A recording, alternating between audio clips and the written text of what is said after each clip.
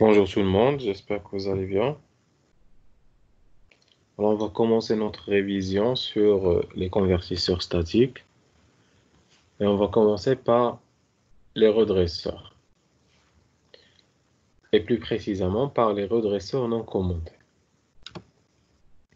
Bien sûr, avant ça, parce que ça c'était le chapitre 2, avant ça c'était le réseau triphasé, on l'a introduit, le réseau monophasé, le réseau triphasé.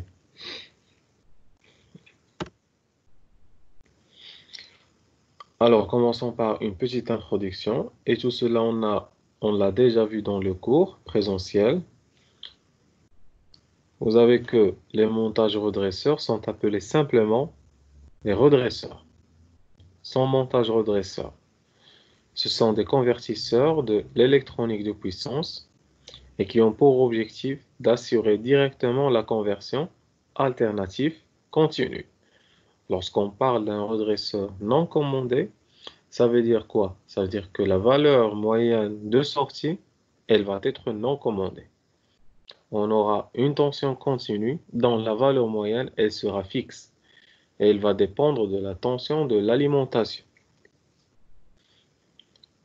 On continue. Alors, il est alimenté par une source de tension alternative monophasée ou polyphasée. Ça veut dire plus qu'elle, plus que monophasée. Ça peut être triphasé, ça peut être 4 phases, 5 phases, peu importe. Il permet d'alimenter en courant continu le récepteur branché à leur sortie. On utilise un redresseur chaque fois que l'on a besoin de continu. Alors, l'énergie électrique est disponible, elle est alternative.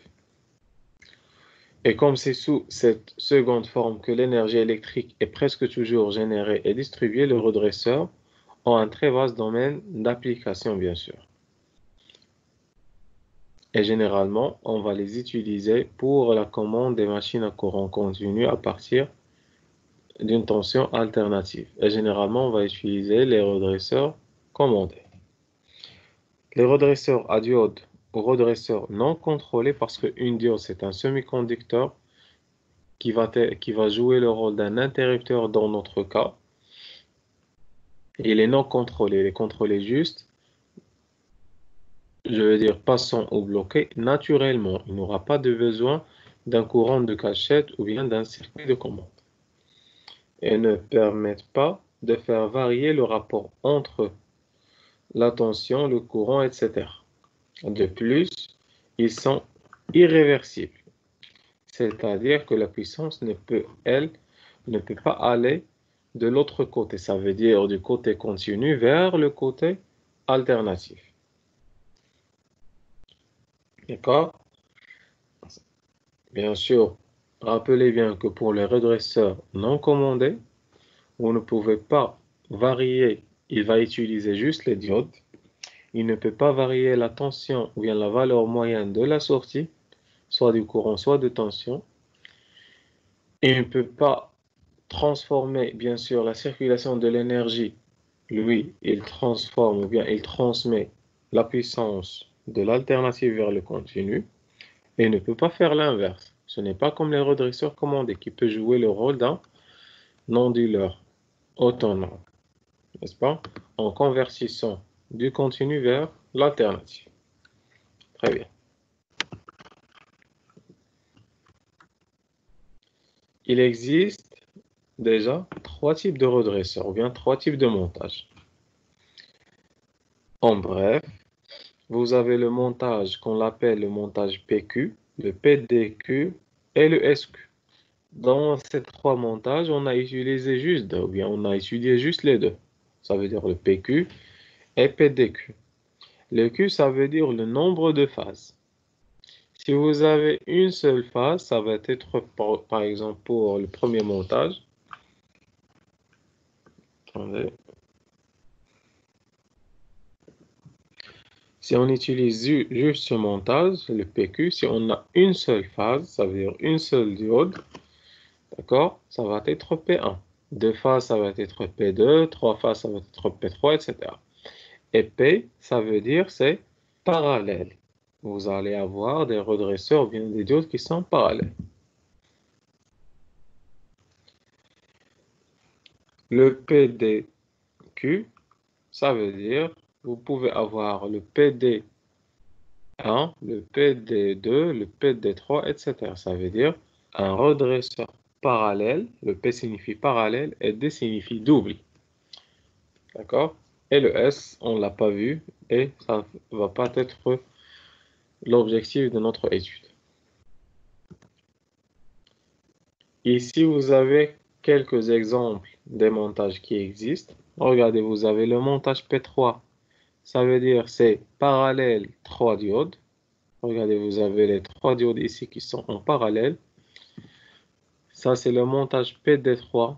Ça veut dire vous avez le montage parallèle des diodes parallèle double 3. Ça veut dire vous avez 3 diodes ici parallèles. D'accord? Mais c'est double fois. Ça va être 6 diodes. Très bien, ça c'est le montage S3 qui va être alimenté par transformateur directement. Mais ce n'est pas notre objectif. Normalement ici, regardez le montage d'alimentation, il est en étoile, d'accord? Même chose ici, le secondaire du transformateur, il est branché en étoile. Ici, vous avez le secondaire qui est branché en triangle. Très bien.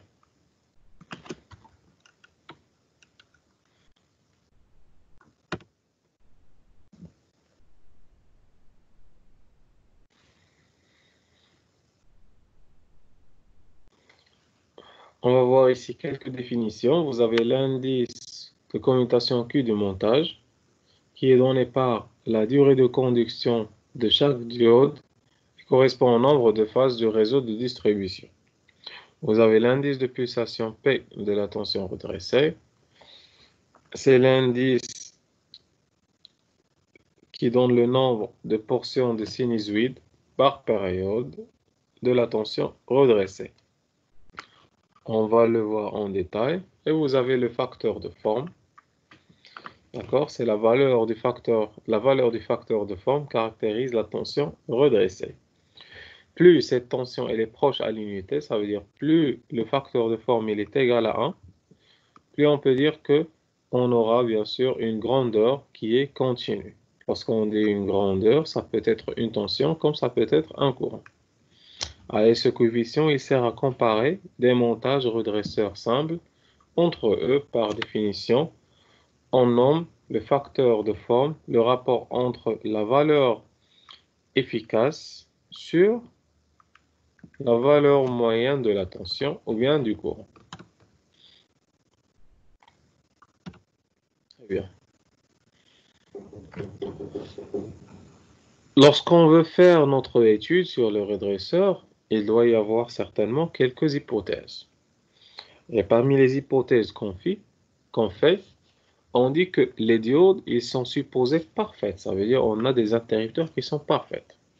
Lorsqu'on dit parfaite, ça veut dire vous allez éliminer la tension de seuil, bien sûr, les pertes en puissance, etc. Et les courants à la sortie du redresseur, on va les supposer continus. D'accord? Les courants, on va supposer continus. Et ça, c'est seulement lorsqu'on va utiliser une charge inductive. Et on va supposer que notre charge inductive, elle est suffisamment inductive pour qu'elle lisse le courant. Si c'est une charge, elle est purement résistive, on ne peut pas parler ici d'un courant qui est continu. D'accord? Mais lorsqu'on a une charge inductive, on peut supposer, et vous allez voir que dans les études, on va supposer toujours, lors d'une charge inductive, que la tension de sortie, elle est continue. Et on supposera également que, bien sûr, l'inductance ramenée du transformateur, elle est négligée. Lorsque vous avez étudié le transformateur, on peut ramener l'inductance au primaire comme on peut ramener l'inductance au secondaire. Et généralement, on le ramène en secondaire. Et lorsqu'on le ramène, on va la supposer, bien sûr, qu'elle est négligeable pour qu'elle n'influence pas dans le calcul et ne donne pas de chute de tension aussi. Les enroulements secondaires du transformateur sont couplés en étoile et le redresseur, composé de 3 diodes, montés en cathode commun, La charge est placée entre la cathode et le neutre. Les tensions d'enroulement secondaire de valeur efficace forment un système triphasé direct, ça dans le cas d'un P3.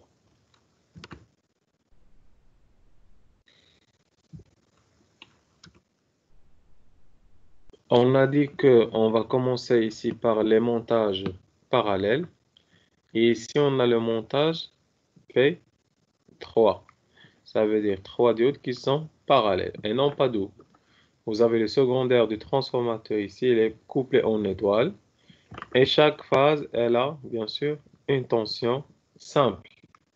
V1, V2, V3. Ces tensions simples, ils vont former un réseau triphasé équilibré, de telle sorte que le V1 est égal V racine de sinus oméga t. L'autre, elle sera décalée de moins de pi sur 3. Et l'autre, elle va être décalée de plus de pi sur 3 ou bien moins 4 pi sur 3. Et à un instant donné, la diode elle est reliée au potentiel le plus élevé et passant. Seule la diode dont l'anode est le plus haut potentiel, elle va conduire. Et les autres sont bloqués. Ça veut dire, regardez, dans notre cours, on a différencié deux types de montage. Alors, vous avez ici une diode.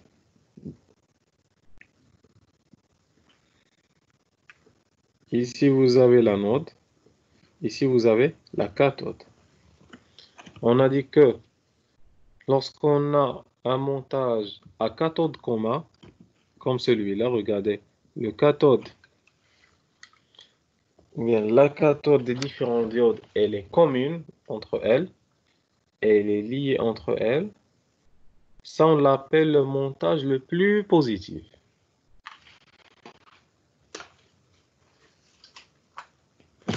D'accord? On l'appelle le montage le plus positif. Vous avez la cathode ici et la cathode ici. Toutes les trois sont communes. Ça, c'est le montage le plus positif. Ça veut dire la tension qui va sortir ou bien qui va être aux bornes de la charge, elle va être la tension la plus positive entre ces trois tensions. C'est pour cela qu'on a dit que seule la diode dans l'anode est au plus haut potentiel, elle peut conduire. D'accord? Et on a un autre montage qu'on l'appelle le montage à anode commun. Le montage à anode commun, on l'appelle aussi le montage le plus négatif. Alors, essayons de tracer ici les figures, bien sûr, de cette tension. Alors, regardez ici, vous avez les trois tensions V1, V2 et V3. Attendez. Vous avez la tension V1. Vous avez la tension V2 et vous avez la tension V3. D'accord? Ce sont des tensions simples qui vont sortir, bien sûr, du transformateur. Et puis, vous avez ce montage. C'est le montage PD3 à diode. Ou bien, c'est le montage le plus positif.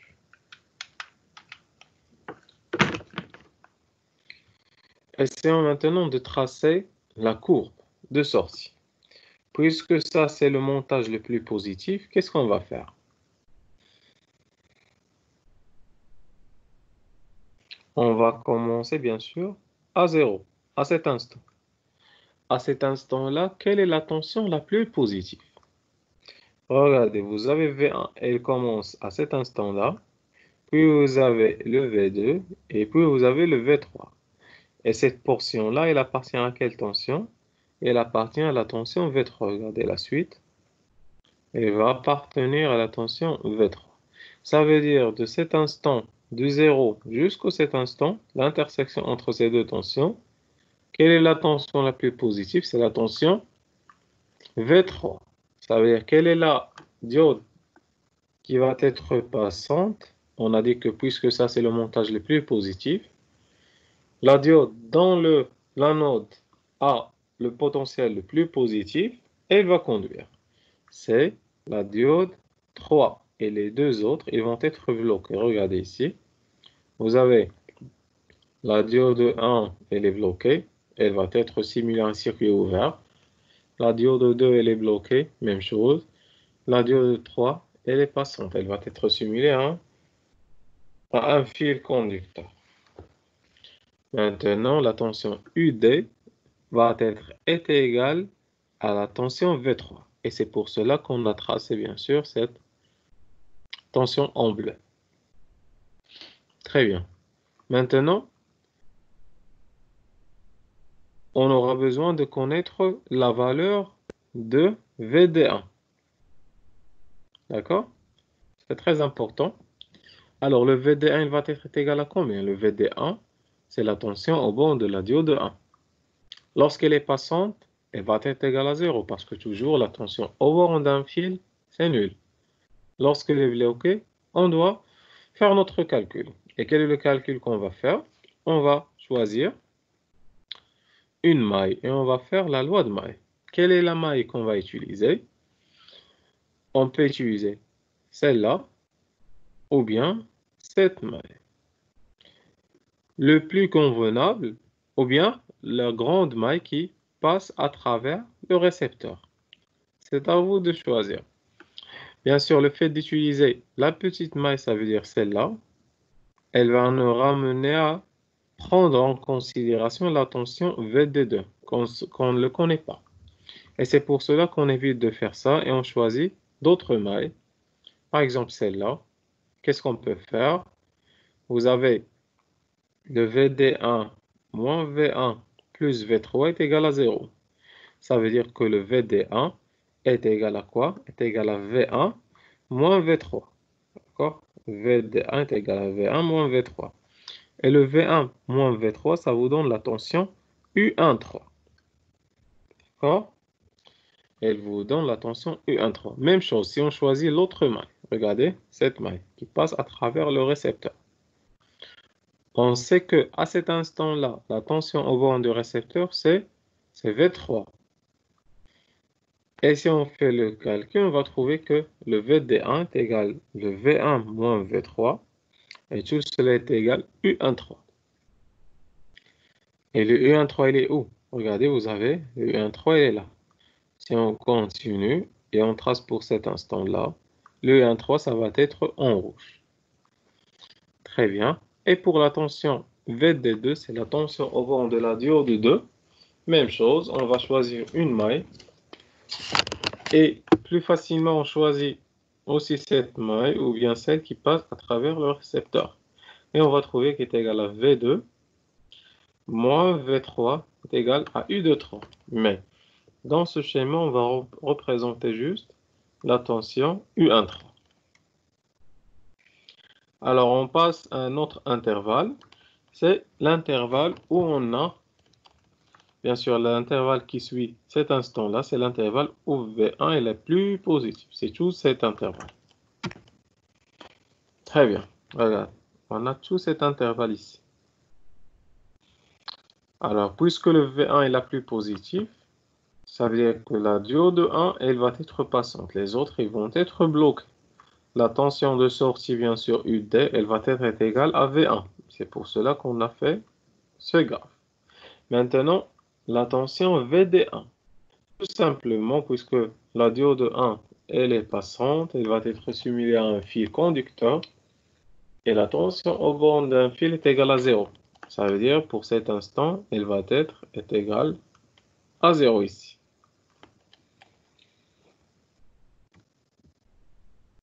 Maintenant, l'autre intervalle, ça va être l'intervalle où V2 est la plus positive. Ça veut dire que la diode 2 va être passante et les autres vont être bloqués. Et UD va être égal à V2. Maintenant, pour la tension VD1, ça va être égal à combien? Je vais utiliser maintenant cette maille. D'accord? Cette maille-là. Et qu'est-ce que je vais avoir? Regarde, VD1 moins V1 plus V2 est égal à 0. Ça veut dire que VD1 est égal à V1 moins V2 qui est égal à U12. D'après ce graphe, le U12 il est où? Regardez, vous avez le U12 ici. et le U12 là. Vous pouvez prendre n'importe laquelle. Alors, pour cet intervalle, on va suivre le U12. Maintenant, de cet intervalle jusqu'à cet intervalle, on va tracer notre U12. C'est celle.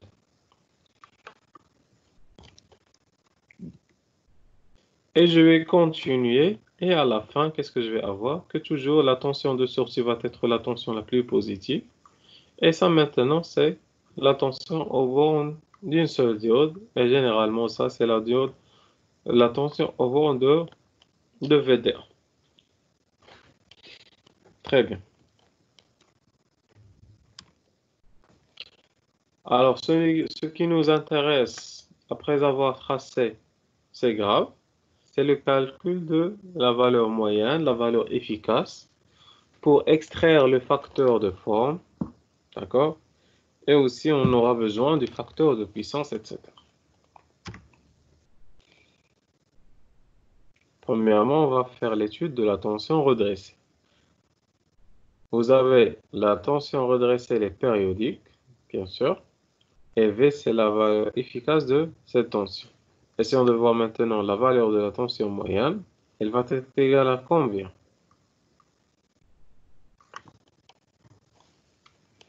Alors, la valeur moyenne qu'on a calculée,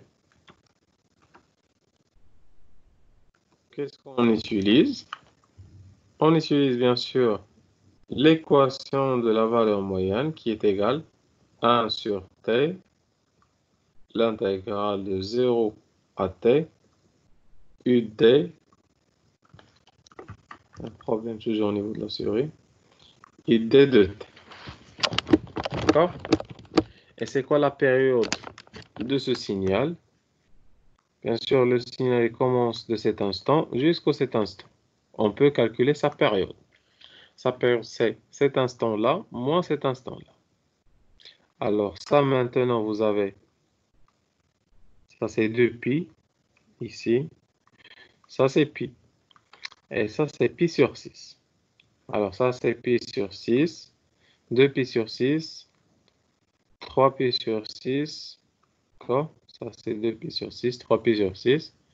4pi sur 6. 5pi sur 6. Ça veut dire c'est de 5 pi sur 6 moins pi sur 6. Ça vous donne est égal à combien? C'est 4 pi sur 6 ou bien c'est 2 pi sur 3. C'est ça la période de votre signal. Très bien. Et à la fin, vous allez trouver que, bien sûr, si vous faites ce calcul ou bien ce calcul, bien sûr, vous avez plusieurs méthodes, vous allez trouver à la fin que la valeur moyenne de la tension va être égale à 0,93 Vmax. Ou bien c'est 0,83 V racine de 2 et le V racine de 2, c'est Vmax, tout simplement.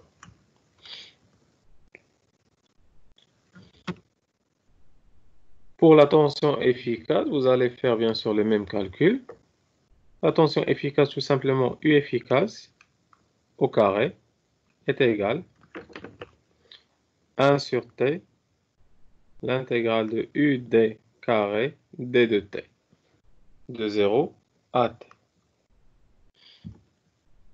Et par la suite, vous allez trouver que la valeur efficace va être égale à 0,83 Vmax.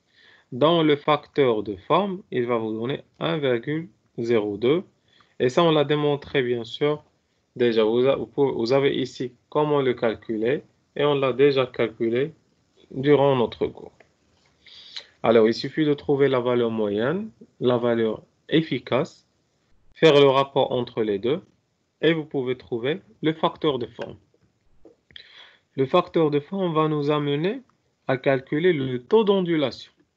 Le taux d'ondulation, on l'a mentionné bêta, qui est égal à la racine de f carré moins 1. Et le taux d'ondulation, il nous dit, ou bien il nous donne une information sur le taux d'ondulation dans notre signal. Et idéalement, le taux d'ondulation doit être égal à 0. Parce que idéalement, le facteur de forme doit être unitaire.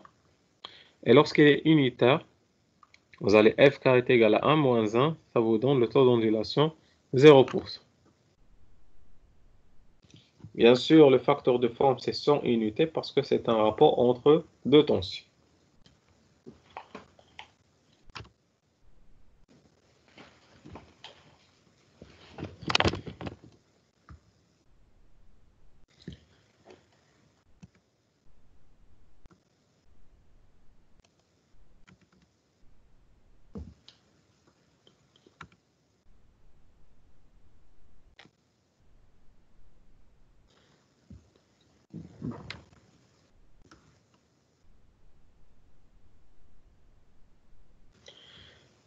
Bien sûr, on a aussi calculé le facteur de puissance.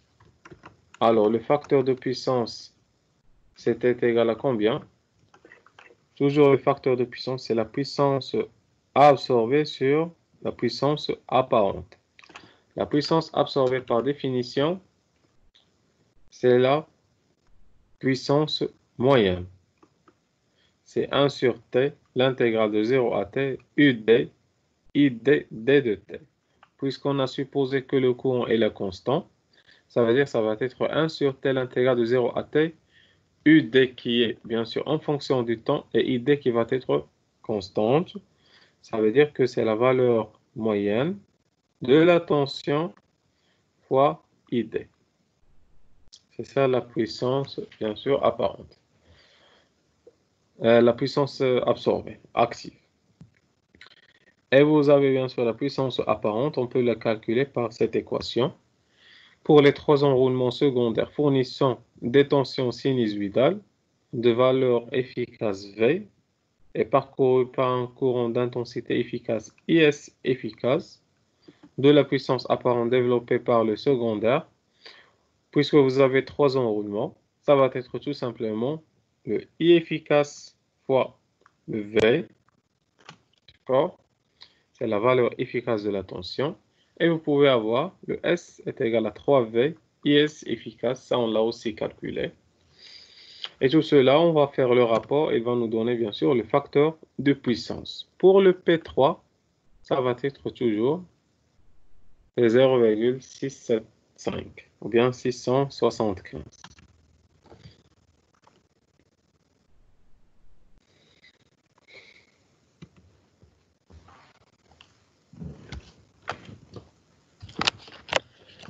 Alors rapidement, essayons de voir le redresseur parallèle double 3 ou bien le PD3. Le PD3, qu'est-ce que vous avez? Regardez ici, c'est le secondaire de votre transformateur. Vous avez 3 diodes ici parallèles et doubles. D'accord? Qui vont alimenter un récepteur qui fonctionne sur la tension continue ou bien la puissance continue. On va voir, pour simplifier ici le calcul, qu'est-ce qu'on peut faire? Vous avez plusieurs choses à faire. La meilleure solution, c'est de diviser cette tension en deux. La tension UD, on va la diviser en deux. De telle sorte que vous avez ici la tension, supposons que si c'est le haut par exemple, cette tension, on va l'appeler VOM. Et cette tension, on va l'appeler VON. De telle sorte que VOM plus VON, ou bien VOM moins VON, elle va être égale à VMN. Bien, c'est la tension UD. D'accord? Très bien. Alors, cette tension, elle va être la sortie de ces trois diodes. Et cette tension-là, elle va être la sortie de ces trois diodes. Ça veut dire que le VON, ça va être la tension de sortie de redresseur P3 que vous avez ici à cathode commun. Ça veut dire que c'est le plus positif. On peut la noter PP. Et pour celle-là, ça va être le redresseur à un autre commun, c'est le plus négatif. Essayons ici de le tracer. Pour le redresseur le plus positif, ou bien la tension ici VON, d'accord? Qu'est-ce qu'on peut tracer? On peut tracer, bien sûr, la tension la plus positive à chaque instant, c'est celle-là.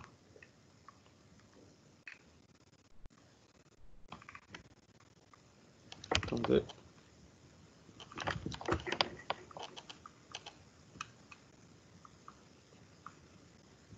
Ça, c'est la tension la plus positive, c'est VON. Et je vais tracer l'autre tension, VOM, je veux dire.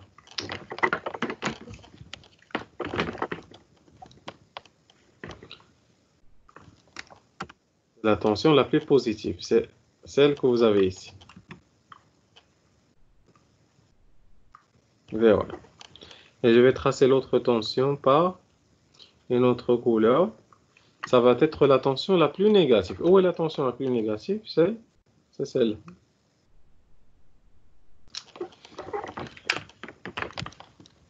Ça maintenant, c'est la tension la plus négative.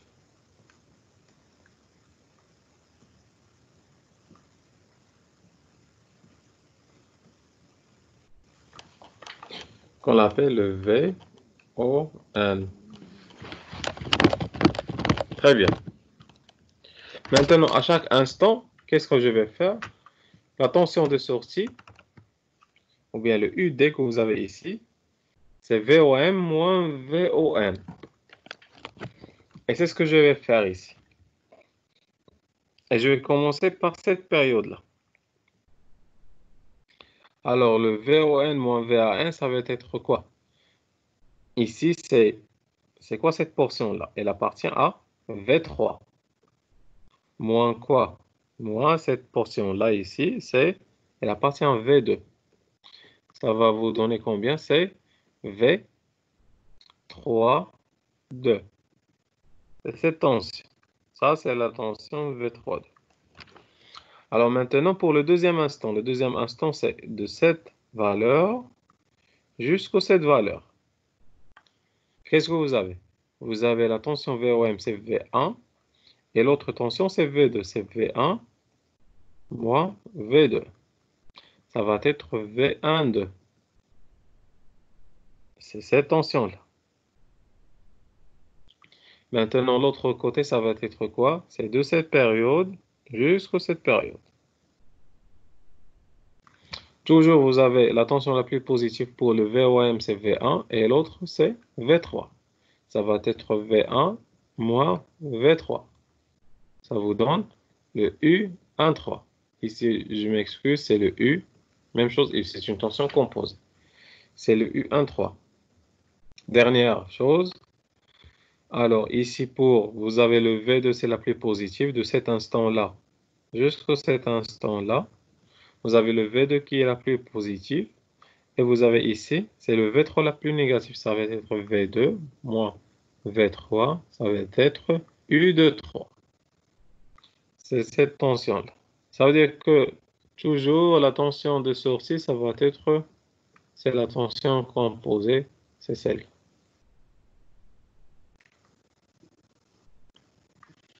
Et ça, c'est bien sûr la tension en bande de la charge ou bien de l'impédance, c'est la tension UT. Regardez ici clairement, vous avez l'ondulation, elle est faible par rapport à l'ondulation de P3. Ça veut dire que le facteur de forme va être plus amélioré, proche de 1, et le taux d'ondulation il est plus proche de 0. C'est bon, c'est ça bien sûr maintenant la valeur finale. Et si on veut trouver directement, regardez le facteur de forme.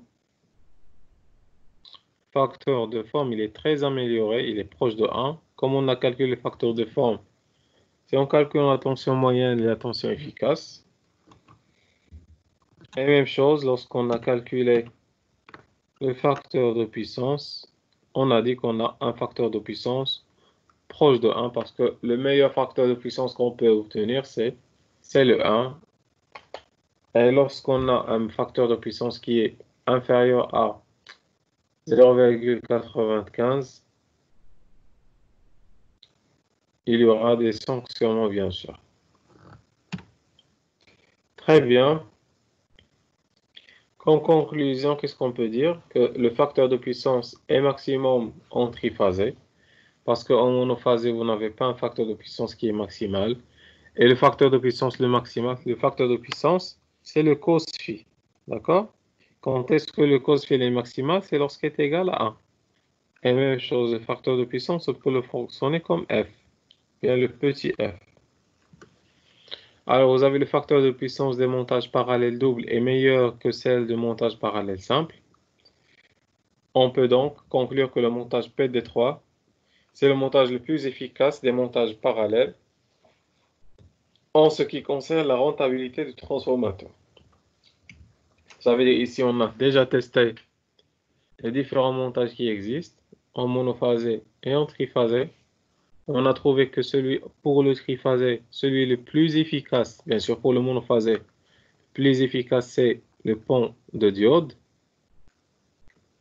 C'est les diodes qui sont comme ça. D'accord? C'est le montage 4 diodes. Ou bien c'est le montage PD2. Le PD2 pour le monophasé, c'est le plus efficace. Et le PD3 pour le triphasé, c'est le plus efficace. Non pas le P3 pour le triphasé et non pas le P2 pour le triphasé. D'accord? Alors, ici, on a terminé la révision, bref, du montage redresseur non commandé. On va voir maintenant le redresseur commandé, ou bien le redresseur athyristor. Alors, je vais essayer de l'ouvrir. Déjà, si vous avez des questions, oui.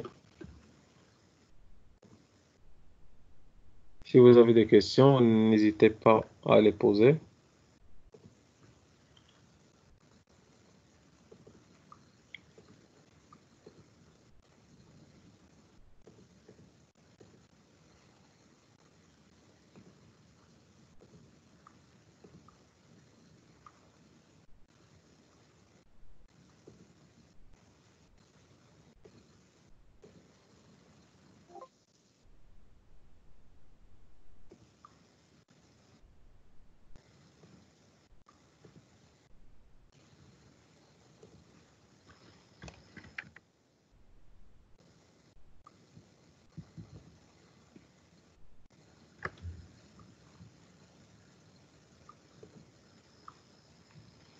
Alors, pour le redresseur commandé maintenant.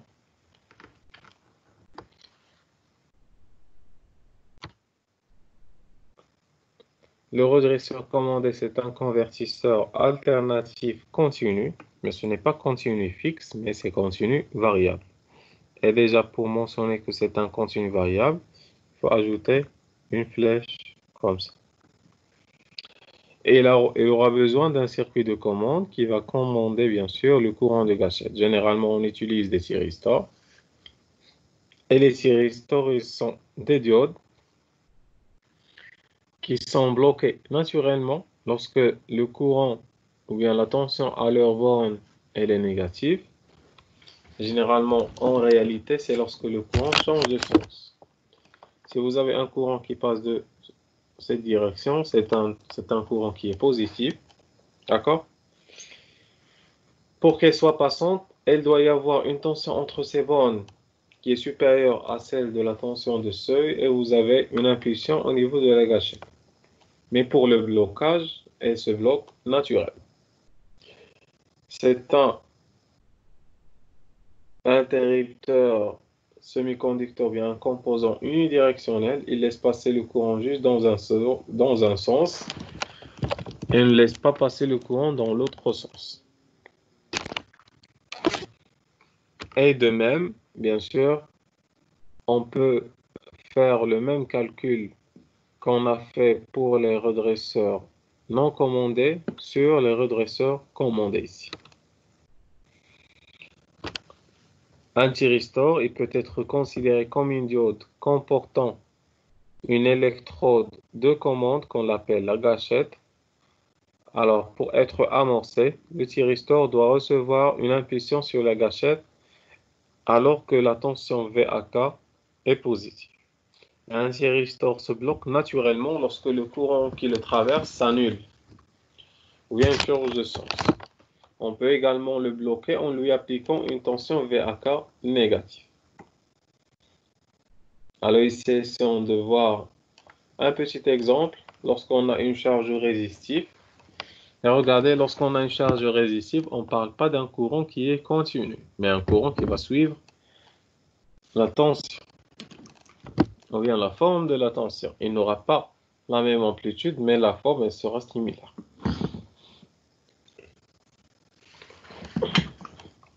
Alors ici, vous avez la tension d'alimentation, c'est une tension sinusoïdale. Et ça, c'est la tension au bord de la résistance. Ici, vous avez une tension positive. Si c'était le cas d'une diode, elle va être passante. Mais puisqu'on a un thyristor, il doit attendre le courant de gâchette. Après avoir reçu le courant de gâchette à θ, ou bien delta, d'accord, il va être passant. Si la tension au bord de la résistance, elle va être bien sûr est égale à VE. Et lorsque la tension elle est négative, ou bien elle s'annule, le thyristor se bloque naturellement jusqu'au le prochain, bien sûr, la prochaine impulsion sur la gâchette. C'est comme ça que ça fonctionne, le thyristor tout simplement.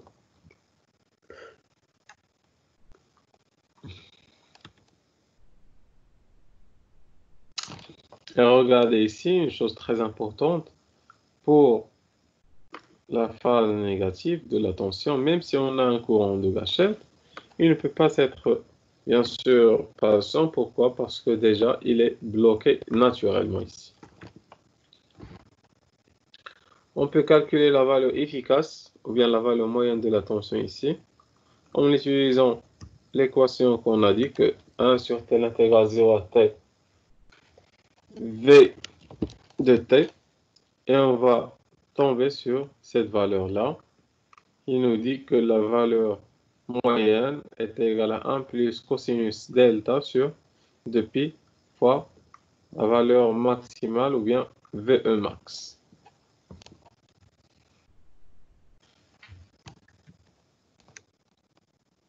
Et à partir de cette valeur, bien sûr, regardez, ça c'est la valeur de la tension, ça c'est la valeur du courant. La relation entre la tension et le courant, c'est on divise sur R. Alors le courant, c'est la tension, c'est cette tension, c'est le VS sur R.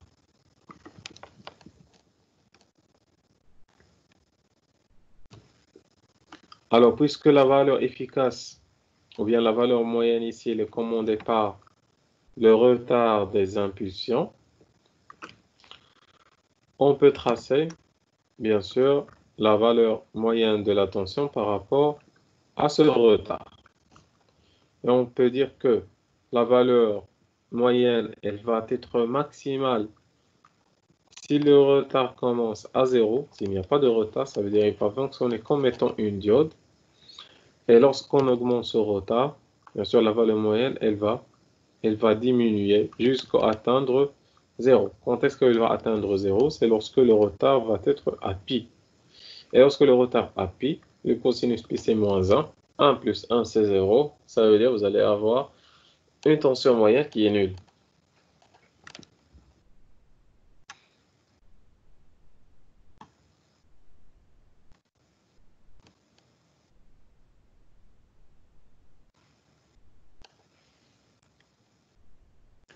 De même, vous pouvez avoir plusieurs montages. Vous avez pour le monophasé, vous pouvez avoir le montage P2 et le montage PD2.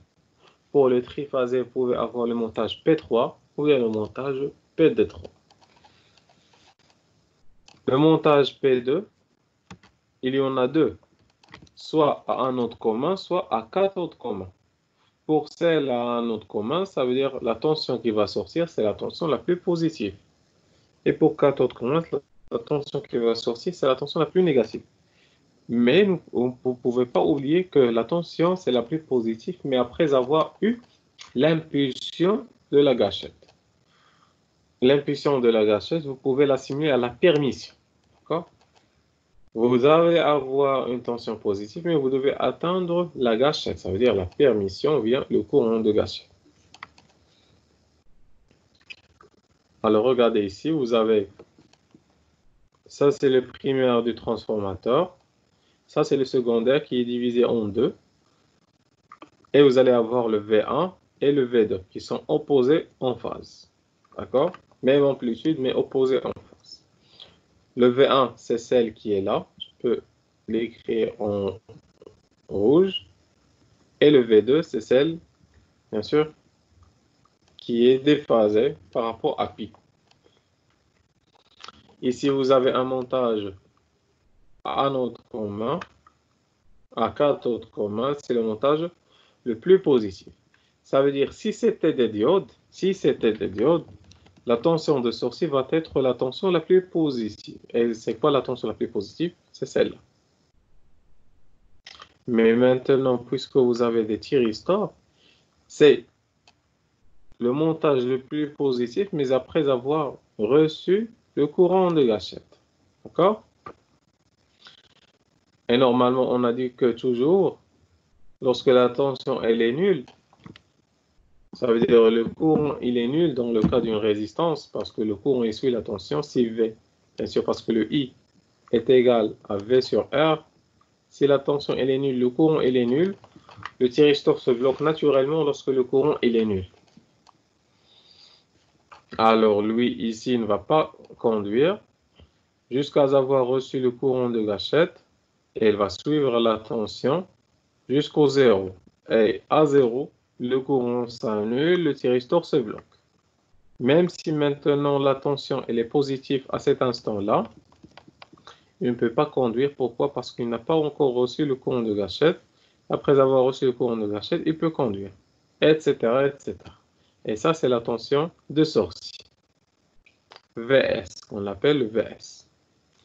De même, la tension ou bien le courant, il va y avoir la même forme, mais l'amplitude elle va être différente et va dépendre de la valeur de R. Si R est unitaire, ils vont avoir la même valeur. Si R elle est très grande, l'amplitude de courant il va diminuer.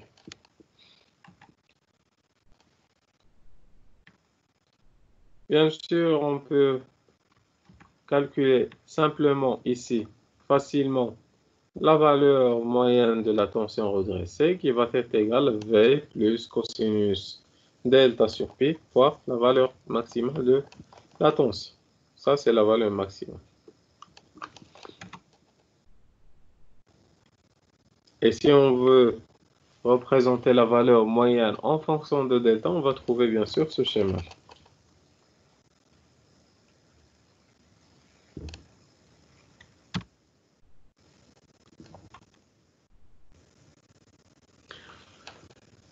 Une chose très intéressante, une charge inductive, ce n'est pas comme une charge résistive. Une charge résistive, le courant suit la tension. Si la tension s'annule, le courant s'annule. Si la tension est négative, le courant il est négatif. Rappelez ça très bien. Pour une charge inductive, il y a un retard entre le courant et la tension. Si à un instant donné, la tension elle est nulle, le courant, ça veut dire il n'est pas nul. Si la tension elle est négative, le courant, à un certain moment, même si la tension elle est négative, le courant il est positif. Parce que si on représente ici le courant et la tension, supposons que ça c'est la tension, le courant pour une charge purement inductive, ça va être comme ça. Attendez. Va être décalé de pi sur 2.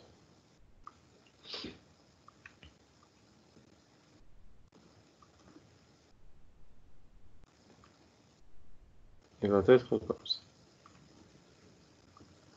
Si ça c'est l'axe, regardez ici. Vous avez une tension, par exemple, prenons cette période-là.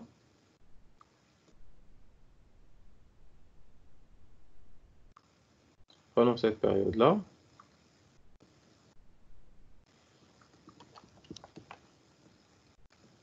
Vous avez ici une tension. On ne sait pas cette période, je m'excuse. Prenons par exemple cet instant. Vous avez une tension qui est négative ici, mais un courant qui est positif. D'accord? Même si la tension elle est négative, par exemple V1 est négatif, le courant il est toujours positif. Ça veut dire que le thyristor aussi, il peut toujours conduire. Et c'est pour cela qu'on ne peut pas bien sûr arrêter bien sûr la conduction au niveau de thyristor qu'après avoir un courant nul qui s'annule. Et c'est pour cela qu'on a cette formule. D'accord? Pour une charge inductive, pour une charge résistive, on avait ce graphe. On n'avait pas bien sûr ces valeurs qui sont négatives. Et pour une tension qui est négative, puisque le courant il est décalé, même si, regardez, même si la tension ici il est nulle, le courant il est toujours positif, il peut conduire. Même si la tension V1 ici elle est négative, le courant toujours I1, il est positif et il peut conduire. Il va s'annuler à cet instant. Et c'est pour cela qu'on va continuer la conduction jusqu'à avoir eu la deuxième impulsion sur la gâchette qui va nous ramener directement à faire passer la tension la plus positive aussi qui est le V2 ici. Et le V2, il va conduire ici. Même si la tension V2, elle devient nulle et négative, parce que le courant toujours I2, il est toujours positif, on va attendre l'impulsion de la gâchette. Maintenant, vous avez la tension la plus positive, c'est V1, et ainsi de suite. Et on va supposer que la charge elle est suffisamment inductive pour que le courant de sortie il est lisse. Ça, c'est le courant de sortie de thyristor 1. Le courant de sortie thyristor 1 va suivre la conduction de thyristor 1. Lorsqu'il est bloqué, il va être 0. Et lorsqu'il est passant, il va être égal ou bien différent de 0. Très bien. Chose très intéressante, on va trouver bien sûr que la valeur moyenne de la tension va être égale à 2V sur pi cosinus delta. Et si on veut la représenter, bien sûr, qu'est-ce qu'on va trouver? Que la valeur moyenne en fonction du retard, elle va être égale à combien?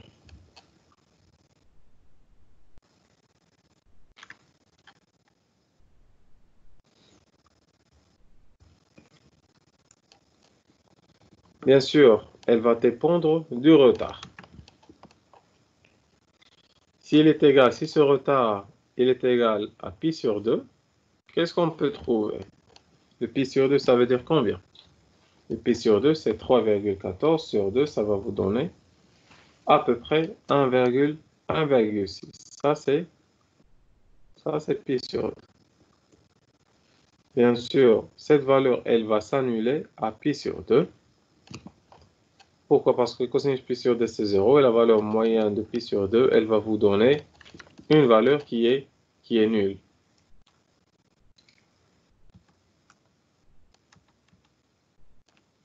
Très bien ici.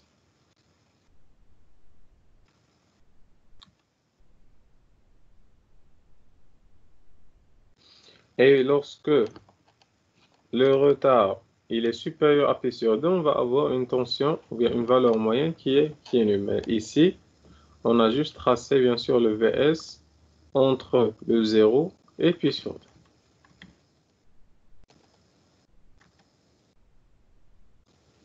Alors ici, en faisant une comparaison entre le montage PD2 à diode, qu'est-ce qu'on a trouvé? On a trouvé que la valeur moyenne, c'est 2Vm sur pi. Le facteur de puissance, c'est 2 sur pi. Et les autres valeurs, ils sont mentionnés. Si en faisant une comparaison entre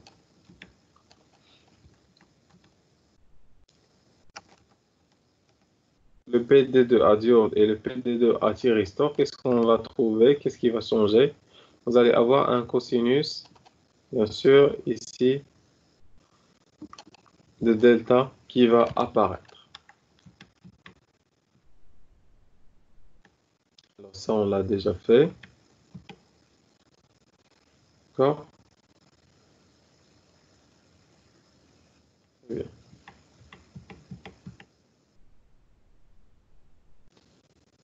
quelle est l'utilité d'avoir un montage à thyristor? C'est de faire varier la valeur moyenne. Et pourquoi on veut varier la valeur moyenne de la tension? Par exemple, si on veut commander un moteur, d'accord? Comment varions la vitesse d'un moteur? En variant la vitesse d'un moteur, c'est en variant la tension d'alimentation de ce moteur. Et comment varier la tension d'alimentation? C'est en agissant sur la valeur moyenne de la tension. En agissant sur le delta, ou bien le courant de Gachet, ou bien le déphasage du courant de Gachet. Le moteur, ou bien la machine à courant continu, elle a une possibilité de fonctionner dans les 4 cadrans.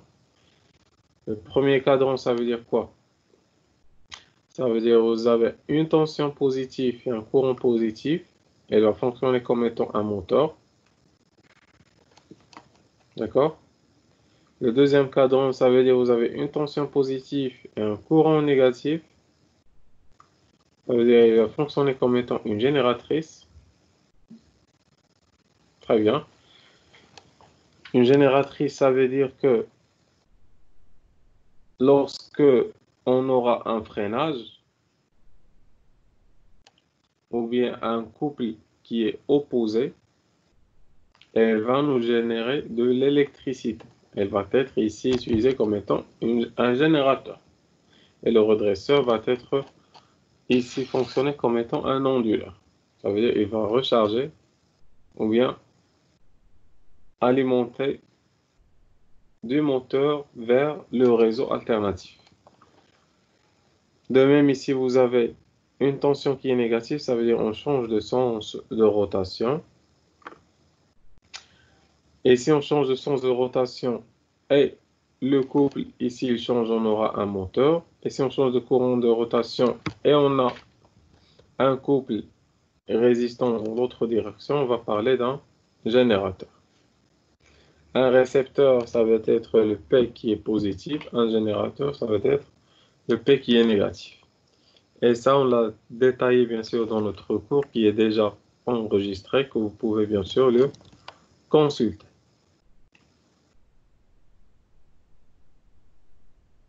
Très bien. Alors, on a déjà vu bien sûr les différents cadrans et on a vu aussi bien sûr une comparaison entre les différents diodes ou bien les différents montages redresseurs qui existent. Alors, ça, c'était le montage redresseur P3, bien, à diode. Regardez, on a trouvé la valeur moyenne de la tension est égale à 3 racines de 3 sur 2 pi Vm. Et pour le montage à thyristor, qu'est-ce qu'on a trouvé?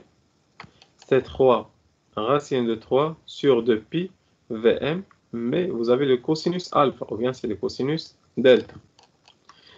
Qu'est-ce qui change par rapport au montage à diode? C'est le cosinus. On va multiplier par un cosinus de delta ou bien le alpha. Ça signifie la même chose, c'est le retard de l'impulsion. Regardez ici une comparaison entre les deux. Ça, c'est le P3 à diode. Ça, c'est P3 à diode. Ça, c'est P3 à thyristor. Regardez pour la valeur moyenne. Qu'est-ce qui est ajouté? C'est le cosinus delta. Un montage P3 à thyristor ressemble à celui à diode. Mais quelle est la ressemblance? C'est lorsque le alpha est égal à 1. Toujours lorsque le alpha est égal à 1, bien le delta est égal à 1. Ça veut dire que le montage, je veux dire le alpha est égal à 0. Ça veut dire le retard d'apparition des impulsions, il est nul. Les deux montages se ressemblent. Si on utilise le montage à thyristor, il va fonctionner comme celui à diode. De même, si on fait une comparaison pour le PD3 à diode et le PD3 ici à thyristor, regardez pour la valeur moyenne. Alors ça, c'est le thyristor. Et ça, ce sont les diodes. Pour les diodes, c'est 3 racines de 3 sur pi Vm. Et ici, c'est 3 racines de 3 sur pi Vm cosinus alpha. C'est elle qui va changer, bien sûr.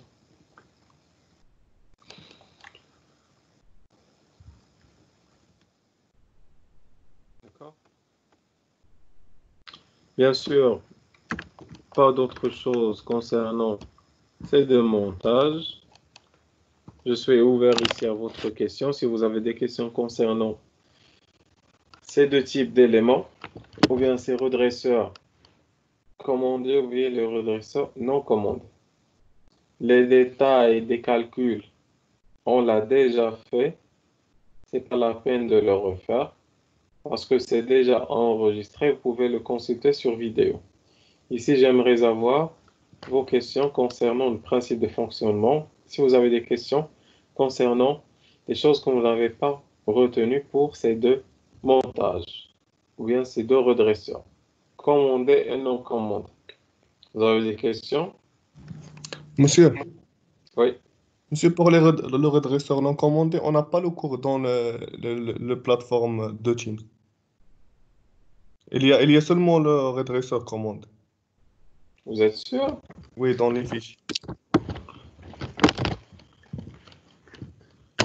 Parce que le redresseur non commandé, on l'a fait en présentiel.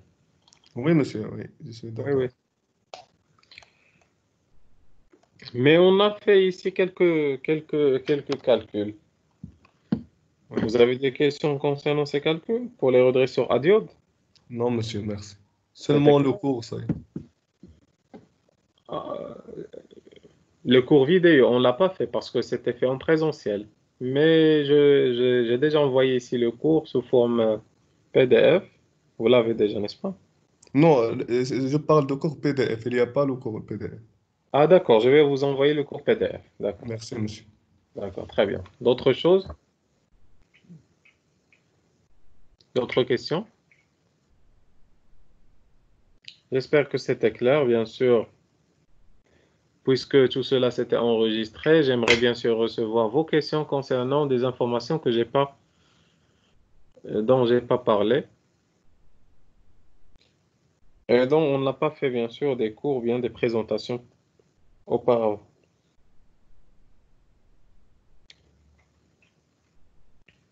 C'est bon? Alors